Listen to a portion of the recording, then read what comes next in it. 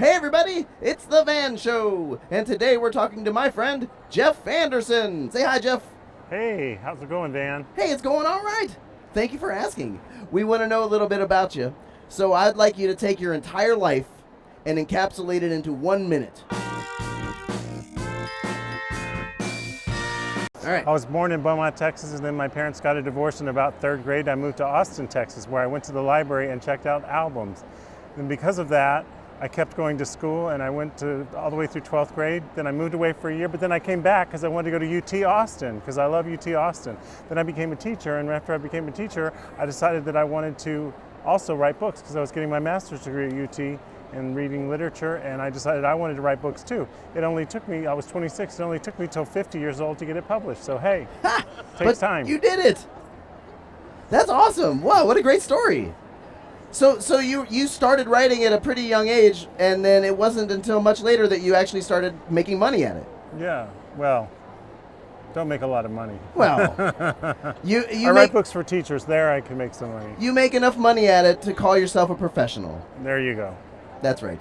Now, Jeff, so that's what I wanted to ask you about. So you write a couple different types of books, like books that make me feel like you must really have to stretch your brain into very different places to be able to make them, because you write children's fiction and you also write adult books on how to write. Is that correct? Yeah.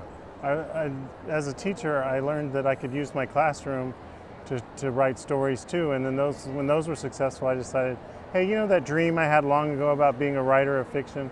I went back and I found it.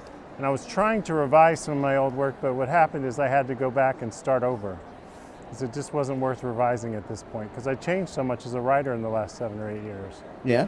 So I started over, and that's what became Zach. And so where did the inspiration for Zach come from?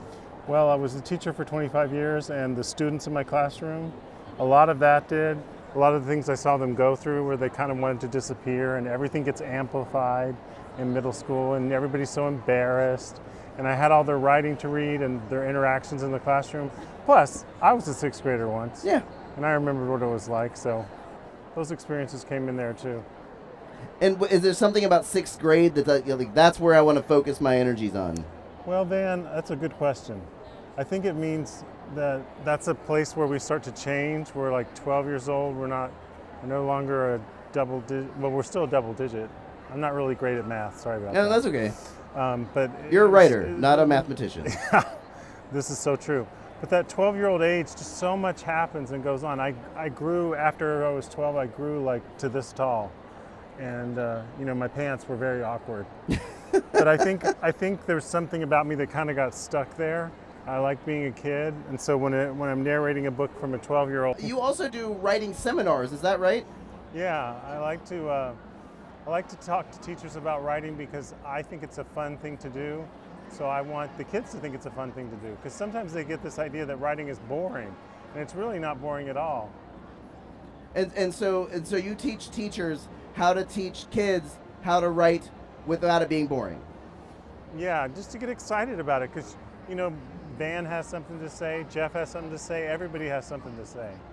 Do you have like a really, I don't want to steal the secrets of your seminars for the Van Show, but maybe like a quick little tip for the kids out there, if they feel like, oh, writing's boring, reading's boring, like just one little thing they might be able to do to help them see past that. I like to do timed writing and like compete with each other, like just see how much you can write in 1 minute, just to get the feel for the words coming off your fingers without thinking everything has to be perfect first. Like That's stream of conscious? The idea that everything has to be perfect, and then that makes you not want to try. So I say just jump in, get started, write something, and then you come up with ideas by simply moving your pencil. It's magic. I like that. In a world where kids are shy, but they can't stay that way, there lives a child named Zach Delacruz, 6th grader, at Davy Crockett Middle School in San Antonio, Texas. What he faces in his life is a new play that's coming up, A Christmas Carol, and he does not want to be in the play, but the girl Abby that he likes does, and so will he be in the play? Watch to find out. Dun, dun, dun. Or read to find out. That's better. Right. Well, yeah. Reading is good. High five. High five. All right, well, that's about all the time we've got, Jeff. This has been a lot of fun, though. Goodbye.